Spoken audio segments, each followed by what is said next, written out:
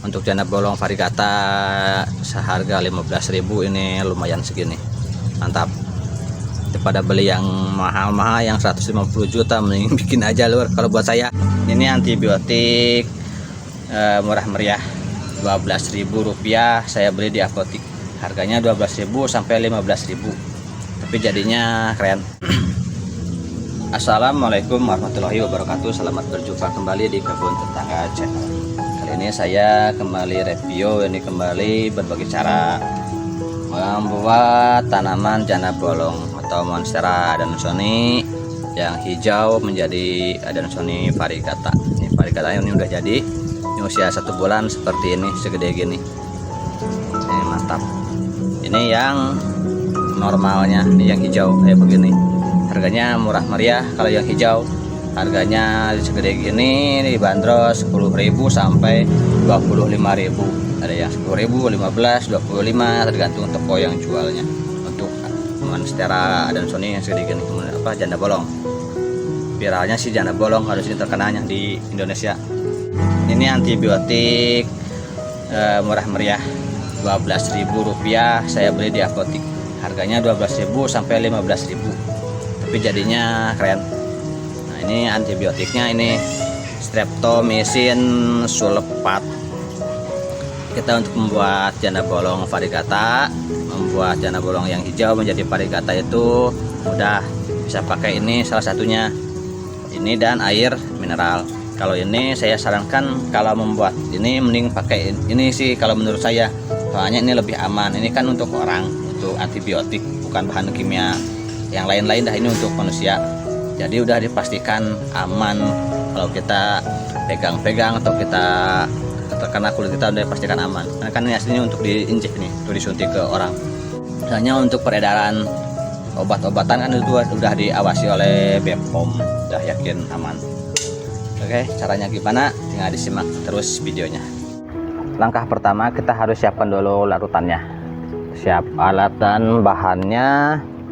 Kita siapkan wadah, air mineral 2 botol, ini ukuran 600 ml, sama ini antibiotiknya 2. 1 antibiotik untuk satu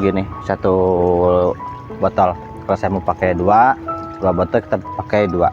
Ini lebih pekat dari sebelumnya. Sebelumnya saya pakai 1 liter untuk 1 ampul gini. Ini sekarang lebih pekat, 1 ampul 600 ml. Kita langsung larutkan aja.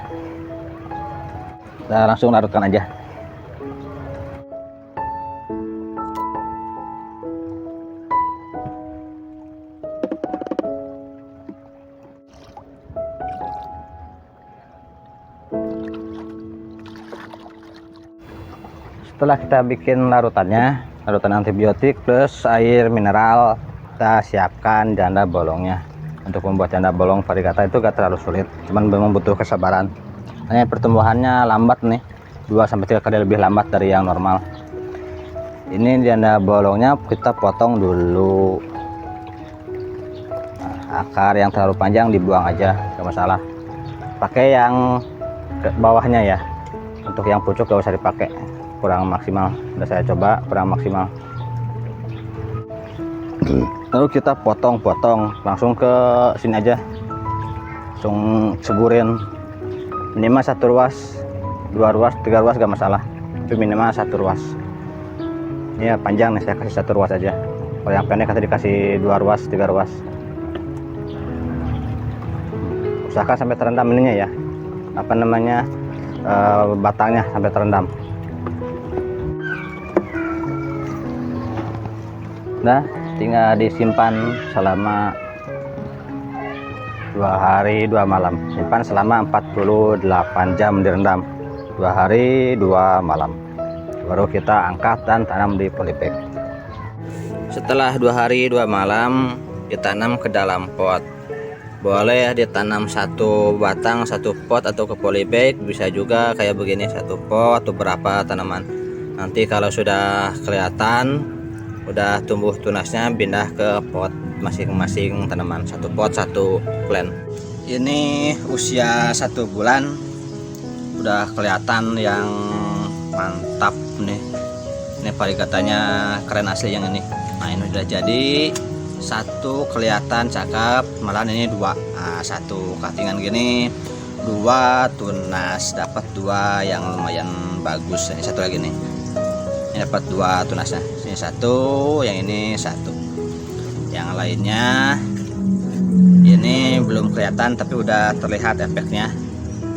Ini udah ada garis putih. Nah ini kalau yang ini kemungkinan dia balik maning, kemungkinan besar balik maning nang laptop. Yang kalau yang ini nih balik ke hijau lagi. Kalau yang ini udah oke, udah bagus.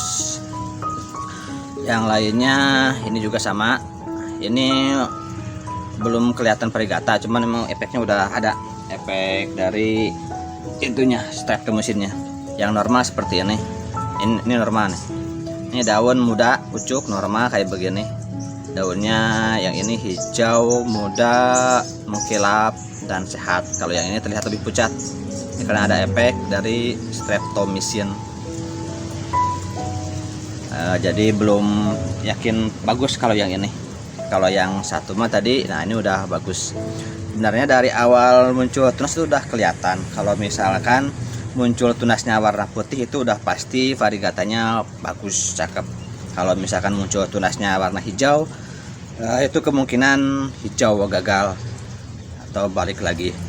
Seperti yang ini nih. Nah kelihatan nggak? Yang ini agak keputih-putihan, nah agak putih. Ini kemungkinan jadi, kemungkinan besar. Kalau yang sebelah sini, nah ini hijau. Ini pasti gagal nih hijau. Ini dari berapa ini? 10 cuttingan yang udah bagus kelihatan. Satu, ini dua nih, dapat dua dari satu bonggol. Satu, dua, sama yang ini nih.